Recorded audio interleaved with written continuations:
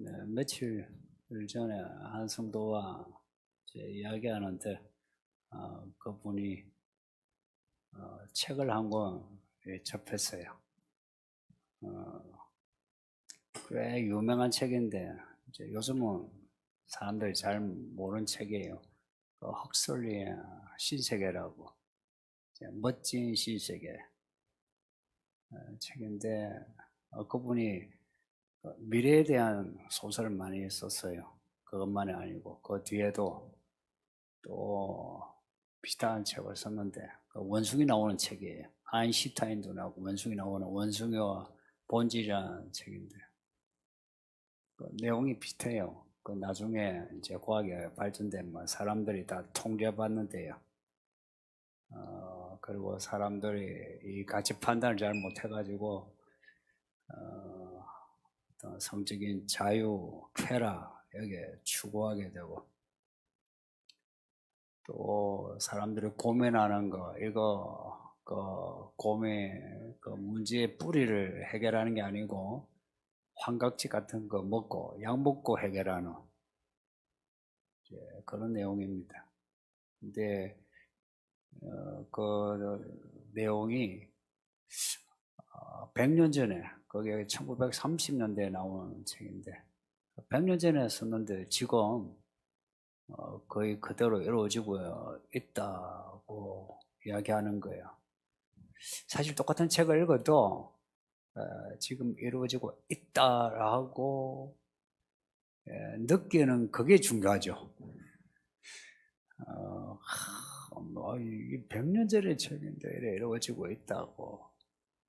사실 그 100년 전, 50년 전, 뭐 30년 전, 뭐 이미 우리의 지금 요 세계, 그리고 앞으로 진행될 세계, 예측한 책들이 많고요. 영화 보시면 영화도 앞으로 다가올 그 미래의 모습을 그리고 있는 영화들이 많습니다. 근데 그런 내용 다 그 한결같이 이제 세계가 말 그대로 신세계, 그 뉴에이지, 뉴월드 이렇게 새로운 세계가 되는데 온 세계가 하나가 돼요. 거기에 이제 세계를 통합하는 정치인 한 사람, 그러니까 빅브라더라고 그런 사람이 나타나서 전 세계를 통치하는. 그리고 사람들은 그 사람이 독재자인 줄 모르고 그 사람에 대해 환호하고 또 그 사람은 그 과학 기술로 사람들을 통제하는데 사람들이 또 통제를 잘 받네. 그 통제 사회에서 그러한 사회를 반대하는 반동분자, 그 반동분자가 기독교인이 주로. 그런 사회가 지금 진행 중에 있는 것 같습니다. 코로나 전부터 그랬고 코로나로 약간씩 이제 드러나기 시작했고요. 예전에 그런 책을 읽으면 에이 뭐 그런 시대가 오겠나 그랬거든요. 근데 코로나 터지니까 그래도 일부 사람들이 진짜 오겠다 느끼는 거예요. 뭐 아직도 여전히 뭐 그런 사회가 오겠나 하는 분도 있지만 다행히 코로나가 터지면서 다가올 미래에 대해 어떤 그 모습을 예측할 수 있게 되었다. 여기에 있는 성도 대부분도 이제 다가올 미래에 대해서 성경대로 되구나 이렇게 공감하는데 성경은 2000년 전에 혹은 2500, 600년 전에 다니엘 시대부터 이런 시대를 예측하고 있습니다. 이거 이제 짐승의 시대라 할 수 있는데 인류사 내내 마귀가 세상 임금처럼 장악해 왔어요. 거기에 이제 하나님이 은혜 주셔가 누군가를 택하고 그 씨앗이 이제 민족이 되고 해서 그 구원의 이야기를 이제 펼치시는데 예전부터 그 짐승이 지배를 해왔고 근데 요한계시록의 내용은 인류사가 그래 왔지만 마지막 때 딱 돼가지고는 아예 그 짐승을 다 풀어주는 거예요. 마귀와 귀신들을 풀어. 근데 기한을 정해놨어요. 그게 42달. 그 42달이 어떤 기간인지는 우리가 정확하게 잘 몰라요. 근데 이 42달이라고 하는 이 기간을 풀어주면서 이 짐승이 활개치도록 만들어 놨어요. 그 짐승이 그 소설에 나오는 뭐 1984 우리들 아까 말한 멋진 신세계에 나오는 빅브라더의 독재자. 사람들은 이런 시대를 나쁘게 보지 않아요. 오히려 좋게 봐요. 지금 분위기가 그렇게 되고도 있어요. 여기에 약간 국제 감각이 있는 분들은 아마 제가 하는 말에 공감할 거예요. 코로나 이전도 그랬지만 코로나 이후 더더욱 정치, 경제, 사회, 문화적으로 이렇게 서로 연결고리가 더해지면서 하나가 될 수 있는 분위기가 만들어지고 있고, 여기에 이제 지식인들, 특히 지식인들이 뭐 이렇게 돼야 되지 않느냐 하고 긍정하거나 아니면 적극적으로 동참하고 있고요.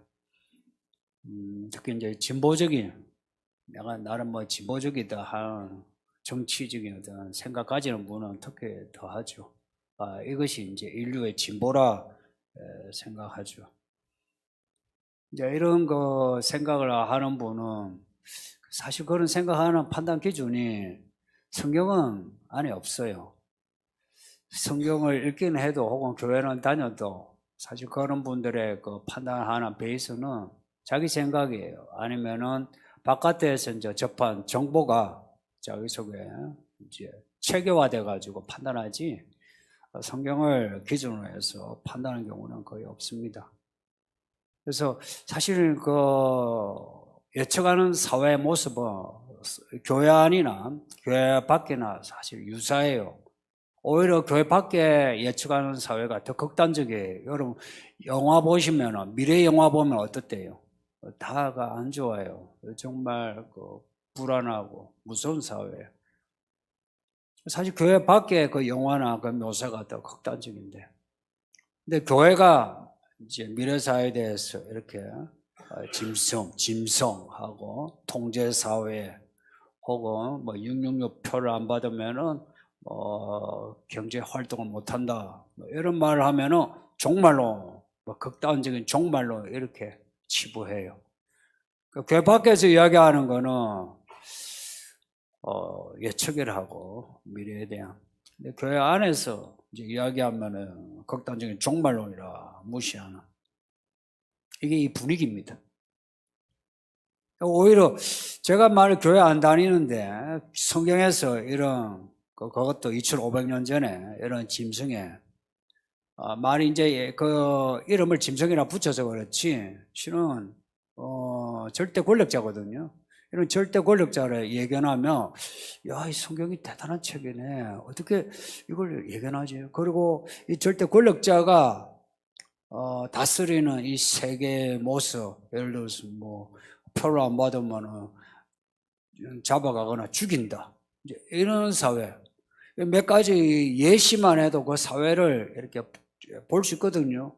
근데 이런 걸 보면은, 와, 성경이 대단하네, 놀랄 건데 오히려 그 반대예요. 자기들은 그렇게 예측하면서 성경이 그렇게 예측한 거에 대해서는 무시하는, 또 교회 다니는 약간 지식 있는 척 하는 분들이 있죠. 그런 분들 성경을 읽지 않고 교회 바깥에서 이야기하는 거는 와 하고 그래요. 근데 성경에서 혹은 교회에서 뭐 종말론 하면은, 목사님이 종말론 극단적이다 이렇게 이야기를 해요. 약간 균형이 안 맞죠, 그죠? 정치나 과학은 합리성과 일관성과 통합성이 있어야 되거든요. 근데 지금은 뭐 코로나 때의 방역이라든지 아니면 교회에 대한 정책이라든지, 그리고 이 교회 안에 그런 건 다른 진보적이라는 분은 일관성, 과학성, 통합성 이런 게 별로 없어요. 그 뭐 성경을 덮어두고라도 별로 그런 게 없어요.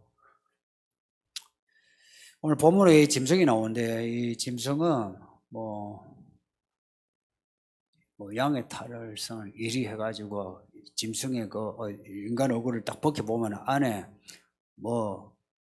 짐승이 있는 게 아니고 사람입니다.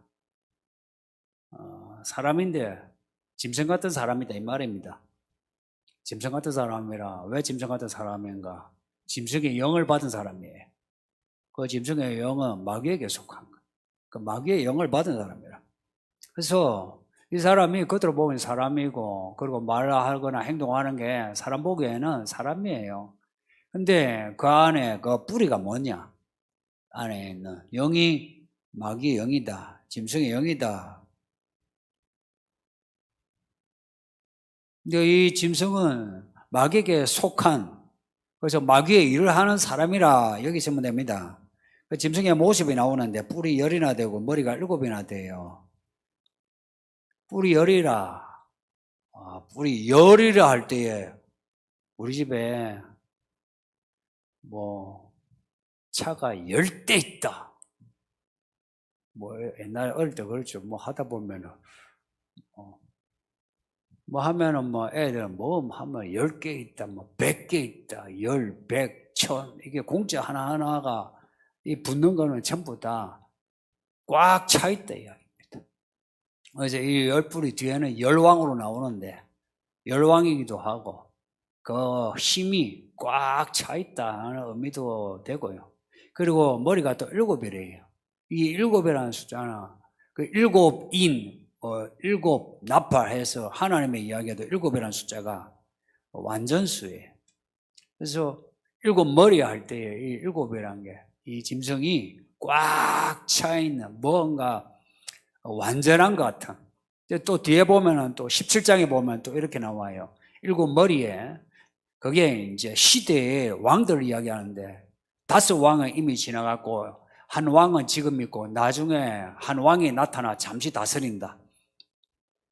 그래서 이 10뿔과 7머리라는 게 그 의미하는 게 역사적인 것도 있고요. 혹은 그것이 의미하는 게 완전한 꽉 찬 그런 상징적인 의미도 있고요. 근데 이 7머리에 글이 새겨져 있는데 무슨 글인가 보니까 신성모독하는 이름들이 가득하더라. 이 신성모독이라 번역을 해놨는데 비방하는 이름들이 가득하더라. 누굴 비방하겠습니까? 하나님을 비방하는.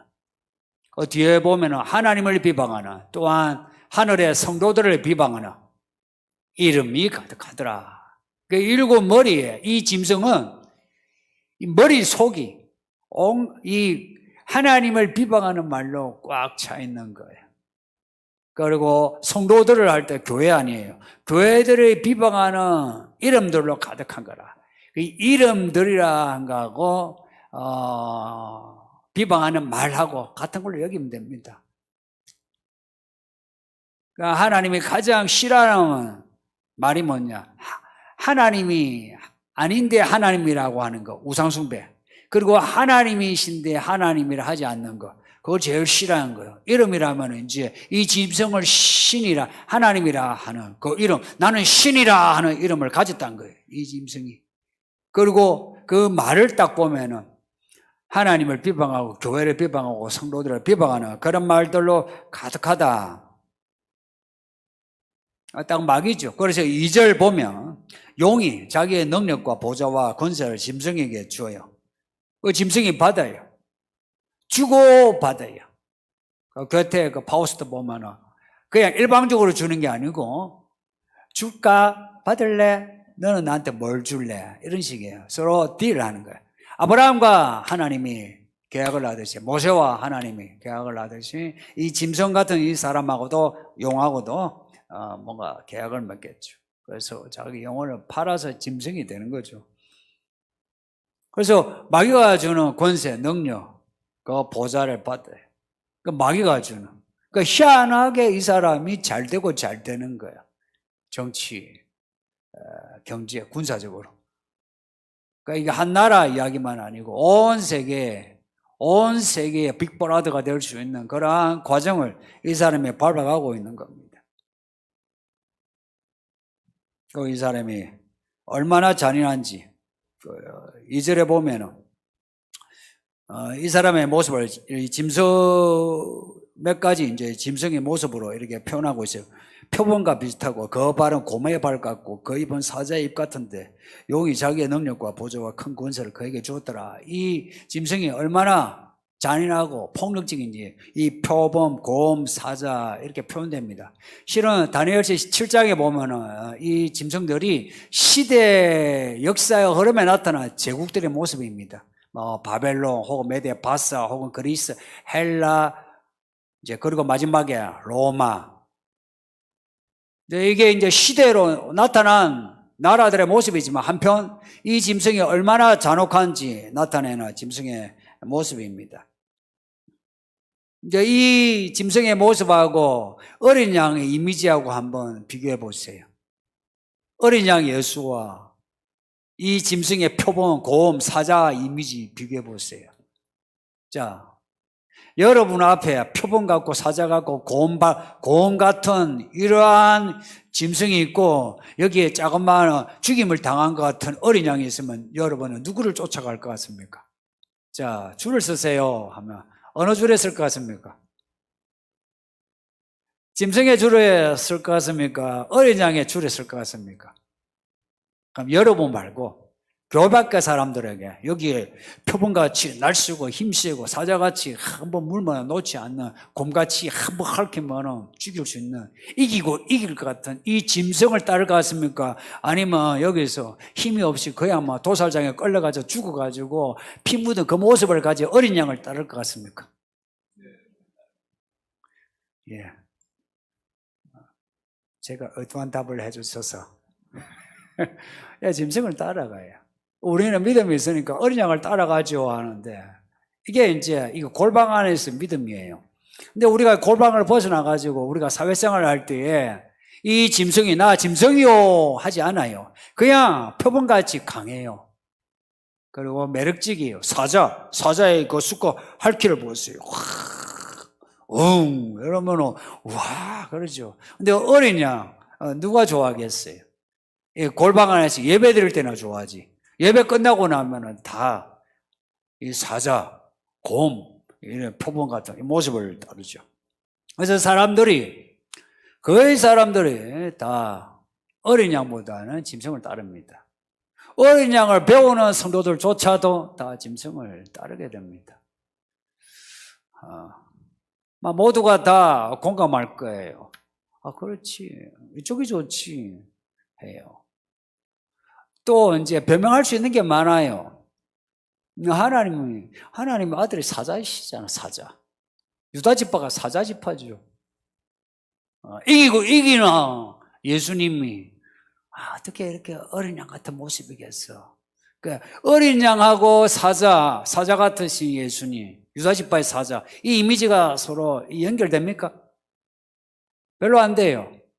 우리의 이 생활의 모습이 한편 우리가 죽임을 당한 어린 양의 모습으로 사는 거하고 한편 내가 이기는 사자의 모습으로 사는 거하고 여러분 서로 이렇게 조화가 됩니까? 그게 힘들죠, 그죠? 그게 힘들다 하는 것은 이런 거예요. 여러분이 실제 짐승이 나타날 때에 다 짐승을 쫓아갈 수밖에 없는 그런 심리적인, 정신적인 구조를 가지고 있다 이야기입니다. 그래서 지금 이런 공부를 하는 이유는 짐승이 짐승이라는 것을 알아내는 거예요. 그리고 어린 양이신 예수님이 그 어린 양이 죽임을 당한 어린 양인데 힘이 약한 분이 아니에요. 만왕의 왕이시오 만주의 주가 되신다는 것을 알아내는 공부를 해야 되는 겁니다. 근데 이게 골방에서는 가능해요. 들으면.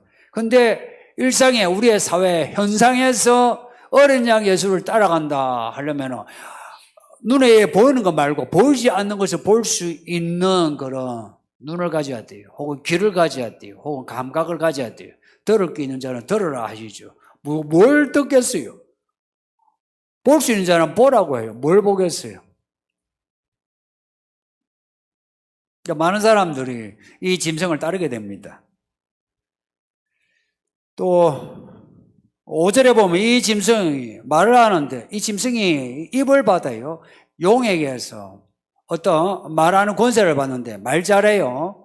얼마나 말 잘하느냐. 과장되고 신성모독을 말하는 입을 받았다. 여기 신성모독을 말하는 말은 이제 놔두고 과장된 말을 하는 거예요. 과장된 말. 이 과장된 말이라는 것은 사람들이 듣기에 정말 위대한 말을 하는 거, 큰 말을 하는 거예요. 이 짐승이 하는 말은 진짜 메가 혹은 그레이트 혹은 빅 다 들어가요. 그래서 사람들이 그 말을 들으면 갑자기 내가 막 커지는 것 같아요. 내 인생이 커지는 것 같아요. 다들 인생, 자기 인생 한번 돌아보면 약간 작죠, 그죠? 그래서 약간 좀 마음이 조금 서글프죠. 근데 그 짐승의 말을 들으면 내 인생이 막 확장될 것 같고 커질 것 같은 제가 그런 말을 해요.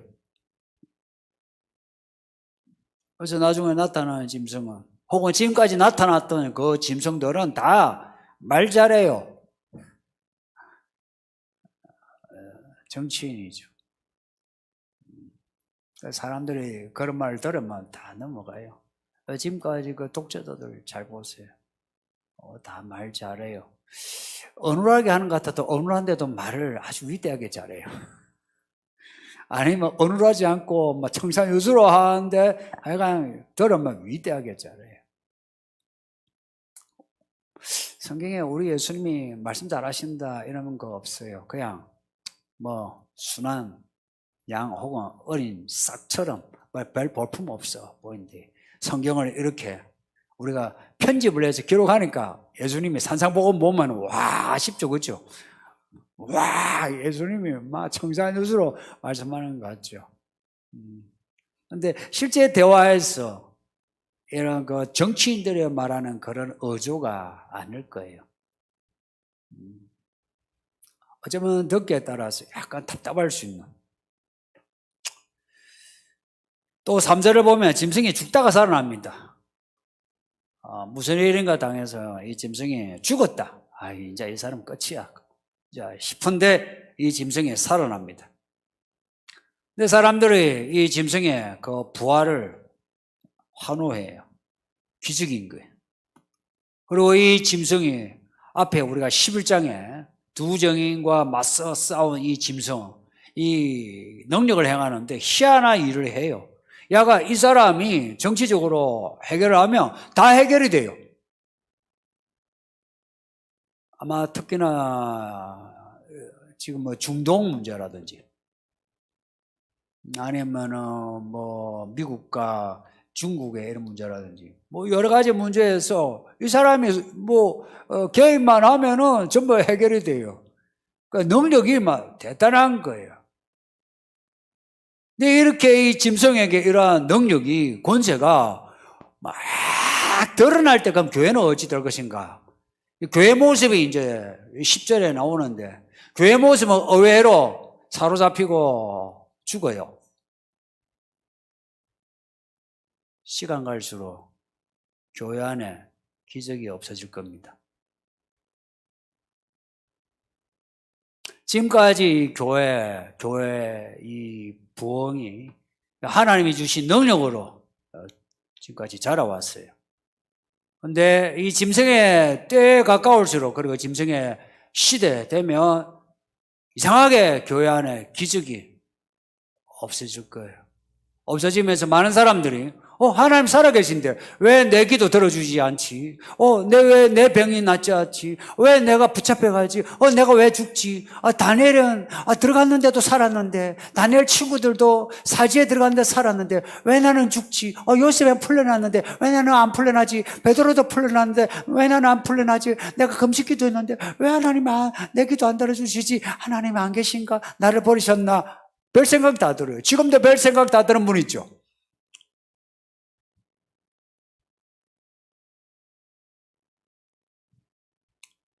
우리가 생각하는 기적이 그렇게 일어나지 않을 겁니다. 그래서 하나님 믿는데 기적이 없으면 좀 그렇죠.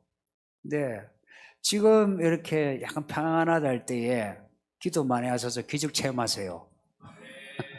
뭐 문제 기도하세요. 지금 기도할 때 지금 그 있잖아요. 내게 하나님의 은혜의 흔적, 표적을 안 가지면 나중에 못 견뎌요. 지금 그 흔적이 없는 사람 나중에 아이고 뭐 내 평생에 하나님 해주신 게 뭐가 있나 하는 생각에 그냥 짐승에 표를 받고 그 짐승을 경배할 수밖에 없죠. 예. 그 짐승은 이제 갈수록 이제 절대 권력이 돼가요. 절대 권력이. 그 절대 권력을 가지고 42달을 통치해요. 이 42달이 정확하게 어떤 시간인지 기간이 어느 정도인지 사실 저 잘 몰라요. 오늘 그냥 3년 반 1260을 하니까 저도 그렇게 믿는데 근데 실제 이게 어떤 시간이 될지 사실 잘 몰라요. 근데 이때 이제 참된 교회와 참된 성도들은 크게 어려울 겁니다. 짐승에게 이 붙는 교회와 성도들은 다 대접을 받을 거예요. 뭐 여행도 가고 매매도 편안하게 하고 소유권도 안정되고 결혼도 뭐 병원도 가고 그럴 거예요. 그런데 참된 교회, 참된 성도, 참된 교회와 참된 성도는 뭐냐? 짐승 보고 당신 짐승이요. 우리 당신 안 믿어. 당신 하는 거 반대해 하는 게 이 참된 교회입니다. 그러면 이 짐승이 그 절대 권력으로 교회와 성도들을 그냥 두지 않죠. 지금부터 이 믿음의 결기 딱 가진 거예요. 연습하셔야 될 겁니다. 나중에 그런 시대가 언젠가 이제 와요. 얘와 나는 같은 시대 삽니다. 미래 세대 아니에요. 얘들이 여러분의 미래 세대 아니에요. 이게 무슨 말인지 아시겠어요? 얘들이 미래 세대가 아니에요. 이제 동시대예요. 그래서 이제 이 아이들도 이 노인들도 같은 믿음을 가져야 돼요. 그러지 아니하면은 666표 받을 수밖에 없어요. 그게 뭔지 나중에 분명히 나타나겠죠. 뭐 예측은 가능하지만, 근데 그 표를 받는 사람 특징이 있어요. 뭐 억지로 받던 의아가 뭐 자원해서 받던 돈과 쾌락에 빠진 사람은 반드시 받게 돼요. 그리고 그 표로 인해서 이 사람이 어린 양에게 빠졌느냐, 어린 양을 따르는 사람이냐, 돈과 쾌락을 쫓아간 사람이냐, 거기에서 딱 드러납니다. 그래서 666표라 짐승의 세계는 돈과 쾌락을 쥐고 있어요. 그래서 옛날에 그 100년 전에 나왔던 그 멋진 신세계라는 책도 그렇고, 지금 뭐 나오는 영화들도요, 미래의 세계는 돈하고 쾌락이에요. 거기에는 어떤 그 신에 대한 경배라든지 아니면 인간의 양심에 대한 이런 게 없어요. 돈과 쾌락에 빠지면 어찌 되겠습니까? 돈하면 뭐가 생각됩니까? 계산이에요, 계산. 쾌락은 자기 중심의 계산이에요. 좀 편하죠? 아니면 성적으로 막 누리는 거. 자기 계산이에요. 근데 둘 다 공통점이 계산이 빠르다는 거예요. 돈과 쾌락은. 돈 계산만 빠른 게 아니고요. 세상이라도 계산이 빨라요.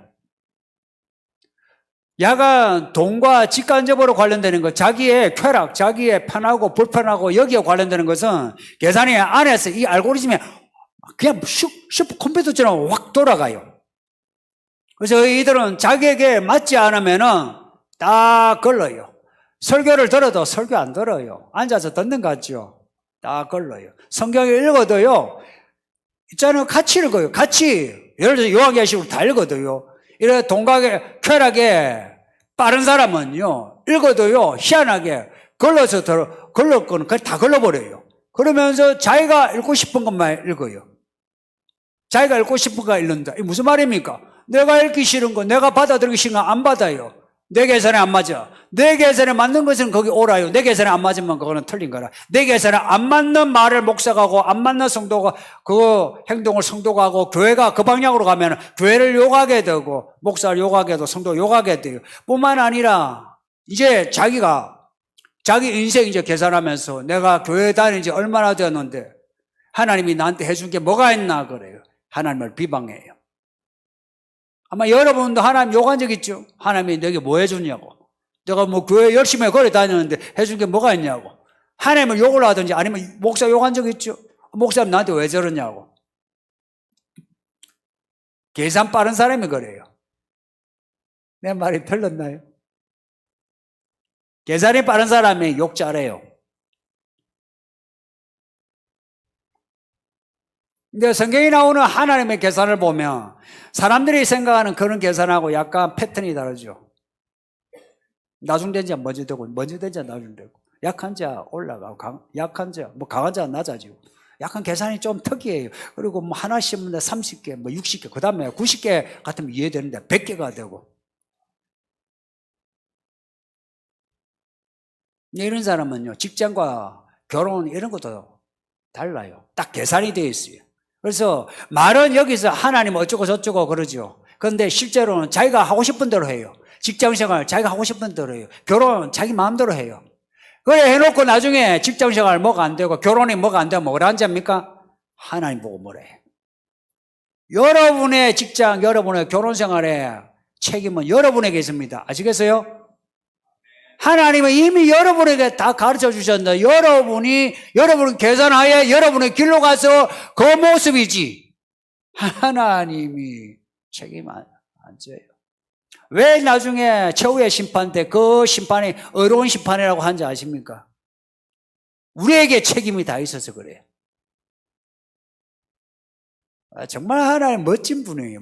멋진 신세계가 아니라 멋진이라고 말 붙이면 그 다음에 뭘 붙여야 되냐? 멋진 하나님이에요. 정말 하나님 멋져요. 절대자. 그 하나님께는 그냥 엎드리는 게 최고 좋은 거예요. 그리고 줄 서려면 하나님께 줄 서세요. 이 짐승은요, 딱 돈 계산, 그리고 쾌락 계산, 여기에 딱 빠져 있어요. 붉은 용의 이 영을 받아가지고 이런 짐승이 되는 거죠. 똑같이 세상 사람들도 그래요. 그래서 많은 사람들이 돈, 쾌락에 빠진 사람은 이 짐승에게 식을 수밖에 없어요. 그래서 여러분들, 이왕 교회 다니는 거, 제가 하고 싶은 말이 그거예요. 교회를 한 달 다녔죠? 한 1년 다녔습니까? 솔직히 그렇게 다녔으면 들은 풍물이 있을 거 아니에요. 그리고 솔직히 말해서 그렇게 다녔으면 하나님께 받은 은혜가 있지 않습니까? 그 은혜가 크든 작든 10원짜리든 100원짜리든 만원짜리든 받은 돈이 있잖아요. 받은 은혜가 있잖아요. 그러면 받은 은혜가 있으면 솔직히 그 돈이 액수가 문제입니까? 하나님이 주셨다는 게 중요하지. 하나님이 주신 은혜예요. 아이고 안 믿는 저 사람은 잘 되는데 나는 못 되는데 못 돼도 하나님이 주신 거 가지고 있잖아요. 그 하나님이 주신 걸 내가 받았으면 그 하나님을 내가 믿어야 되지 않나요? 배신하지 않아야죠. 근데 요한계시록도 그렇고요. 성경이 예언하는 게 거의 대부분의 성도들이 배신한다는 겁니다. 왜 배신하냐? 믿음으로 시작을 했어요. 그래서 이 시작점에서 신혼살림처럼 하나님을 처음 했어요. 하나님이 좋다 그래요. 근데 조금씩 가다가요. 여러분, 신혼 한 3년 되면 어찌 돼요? 신혼이라 합니까? 약간 그렇죠. 권태기 되죠. 믿음도 그래 되는 거라. 이 정상이 아니죠. 정상적인 부부는 살면 살수록 어떻습니까? 다들 힘드시군요. 살면 살수록 어떻습니까? 정상적인 부부는 더 하나가 되고 더 이해하고 더 연합하죠. 그렇지 않습니까? 정상적인 믿음은요, 믿으면 믿을수록 하나님과 깊이가 깊어지고 그리고 그 여정이 계속 같이 가요. 근데 이 시대가 정상적이지 않은 거라. 이 믿음이 정상적이지 않으니까요, 광야생활 뺑뺑이 돌고 있어요. 뺑뺑이 돌면서 뭐라냐? 하나님의 만나고 몇 추락이 주셨다. 아유 됐다 그래요. 그렇게 만족한 사람 어찌 되는지 아십니까? 다 죽었어요. 하나님의 이야기는 죽을 때까지 계속돼요.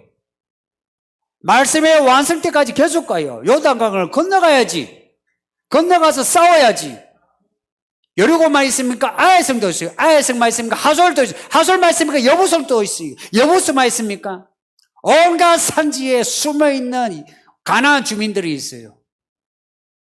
아니 죽을 때까지 그 이야기를 계속해야 되는데 사람들이 그 이야기 계속 하려다가 돈, 쾌락에 머물러 버린 거라. 그래서 더 이상 가려니 돈이 아까워. 돈 아깝죠. 한 번씩 교회 헌금 내는 거 돈 아깝죠, 그죠? 한 번씩 교회 올려는 거 시간 아깝죠. 아까운 거야. 아까우니까 아이고 여기서 막 그냥 중간 끝나는 거예요. 이만큼 왔잖아. 이만큼 온 것만 해도 어때요? 그죠? 여러분이 하나님께 변명하고 싶은 말이 그거 아닙니까? 이만큼 왔잖아. 이만큼 온 것만 해도. 좋아요. 이만큼 온 거 잘한 거예요. 그런데 끝이 아니에요. 끝이 아니기 때문에 만일에 그 끝점에서 예수님이 이렇게 결정선에서 여기에 들어오지 못하면 천국에 못 간다면 어쩌겠어요? 끝까지 가야죠. 믿음의 이야기는 야가 끝까지 가야만 간다 하는 거예요. 알곡과 가라지가 어떻게 달라진지 압니까? 양과 염소가 어떻게 달라진지 압니까? 다 출발할 때는 다 양 같아요. 근데 가면서 짐승이 사람이 짐승 같아진 것처럼 가면서가 알곡이 가라지 되고요. 양이 염소가 되듯이 그래요. 이게 처음부터 양, 염소 이렇게 구분 짓지 마세요. 다 양 같은데 가면서요. 그건 하나의 비유고요. 실제로는요. 여기서는 다 은혜 받고 하는 양 같아요. 근데 가면서 양이 염소 되고 가라지가 알곡이 가라지 되고 그래요. 근데 나는 원래 하나님을 모르든 하나님을 싫어하든 그런 사람인데 하나님 은혜를 받고 가면서 가라지가 알곡이 되고 염소 같은 게 양이 되고 교회 밖에 이방인이 하나님의 선민이 되고 이게 정상이죠. 그래서 9절에 귀가 있거든 들어라 하십니다. 여러분은 무슨 귀를 가지고 있습니까? 이 설교가 귀에 들리시는지. 지금은 제가 이렇게 내 설교하죠. 목사가 돼서.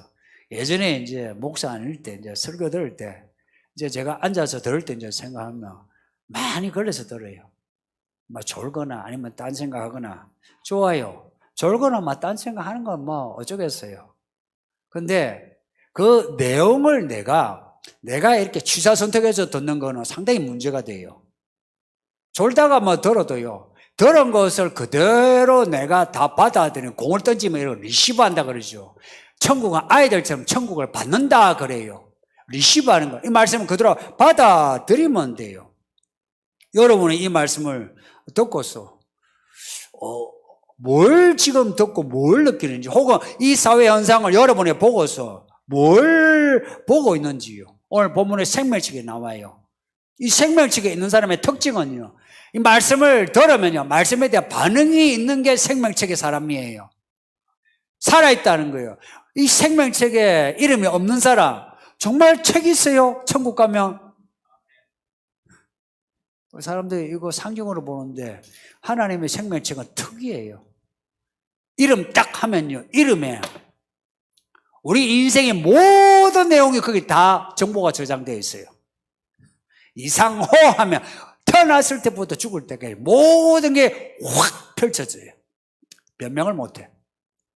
생물책에 이름이 기록되어 있을 것 같아요. 그 기록되어 있는 사람은 지금 반응이 달라요. 지금 반응이. 말씀에 대해 반응하게 되고요. 반대로 죄에 대해서는 죽은 듯이 아무 반응이 없어요. 그리고 하나님이 이끄시는 그 이야기를 따라가고 있어요. 왜냐? 생명책의 이야기가 하나님의 이야기예요. 그 이야기를 따라가고 있어요. 그렇게 따라가는 사람은요, 하나님이 보여주시는 거 보고요, 하나님이 들려주시는 거 듣고, 그래서 이 견문이 넓어져요. 그래서 성경 말씀이 맞다 그래요. 어제 TCB에서 제가 강의하기 전에 이제 성도가 영어를 아주 잘하는 성도예요. 본인이 외국의 사이트, 미국의 기관 사이트들을 이렇게 이제 업무차 이제 본 것 같아요. 보고 하면서 놀라면서 아까 설교 서두에 한 성도가 신세계 읽고 놀란 것처럼 놀라면서 목사님 진짜 성경대로 되는 것 같다고. 그리고 구체적으로 목사님이 이야기하는 그 방향으로 가고 있다고. 근데 정부와 언론이 그러한 그 방향을 지금 숨기고 하나하나 이 코로나 통해서 하나하나 지금 이렇게 이제 하나씩 꺼내는 거지. 이미 그 계획들이 이미 정립이 되어 있었다고. 그리고 그 용어들이 이제 하나씩 나오고 있다고 하는 거예요. 그래도 공부를 하니까 그렇게 보는 겁니다. 정말 성경대로 돼요. 그리고 여러분에게 제가 이야기하는 거, 저도 성경 안에서 제가 나름 내가 본 거예요. 그러니까 이 성경은 있죠. 요한계시록 특히 뭐돼요? 듣고 보는 거예요. 요한이 듣고 본 내용이에요. 여러분은 이 성경을 읽으면서 뭘 듣고 뭘 봅니까? 여러분은 사회생활 하면서 뭘 읽고 뭘 듣고 있습니까? 뭘 듣고 뭘 보고 있냐 말이에요. 와, 정말 말씀대로 되고 있어요. 아, 정신 차려야 되겠어요. 아, 긴장이 돼요. 이게 정상적이죠, 그죠? 근데 이런 이야기를 들으면서 종말론이 뭐 어쩌고저쩌고, 무슨 종말론이, 이 시대의 이야기지, 무슨 종말론이에요. 이름을 붙여서 제가 종말론 하지만 이게 무슨 종말론입니까? 이 시대의 실존적인 이야기지. 아주 현실적인 이야기지.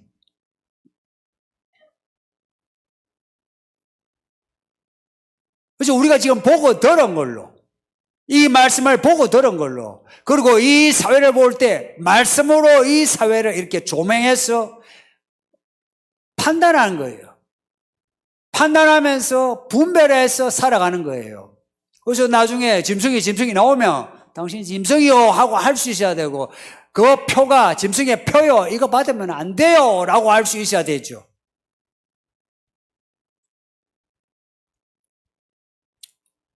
그 13장 끝에 보세요. 18절에 정말 특이한 말씀이에요. 13장 그 끝에 18절에 지혜가 여기 있으니 총명한 자는 그 짐승의 수를 채워보라. 이 말씀이 특이하지 않습니까? 우리 생각에는 666 표가 표고 짐승이 짐승이고 이럴 것 같죠? 아니에요. 지혜에 있는 자, 총기 있는 자가 알 수 있어요. 지혜가 없고 총기가 없는 사람은 몰라요. 이 표를 알고 이 짐승을 아는 사람은 지혜 있고 총기 있는 사람이에요. 이 지혜와 총기가 어디에서 나오겠습니까? 말씀이에요. 말씀이고요, 성령이에요. 성령과 성경은 우리의 믿음의 두 축이에요. 딴 거요, 그거는 다 있잖아요. 그거 구조물이에요. 기둥은요, 성경과 성령이에요. 이 성경과 성령으로 이 시대가 어떤 시대인지 분별해 나가는 거예요. 교회 바깥에서는 이 시대, 이 유토피아가 될 게 아니라 디스토피아, 지옥 같은 세상이 된다라고 이야기하면, 와, 대단하네. 영화 괜찮네. 이러는데, 거기에 우리가 성경을 넣어가지고 이 시대가 이렇게 망한다 이러면 종말론이네 하는 이 시대의 이 지성이 이게 정상적입니까?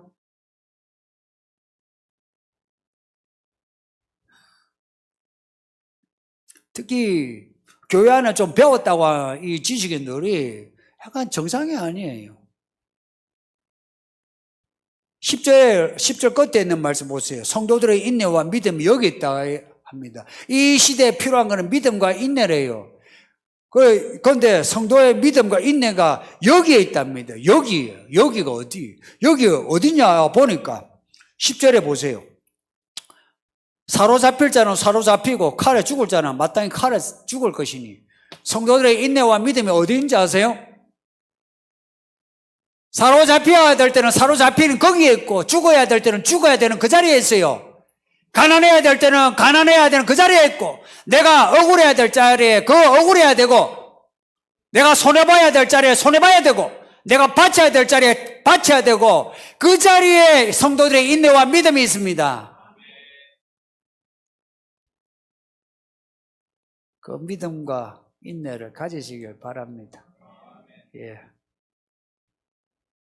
이렇게 평안할 때가 얼마나 지속될지 모르겠습니다. 이런 지금 시대가 지금은 평안해요. 여기 얼마나 지속될지 모르겠어요. 예.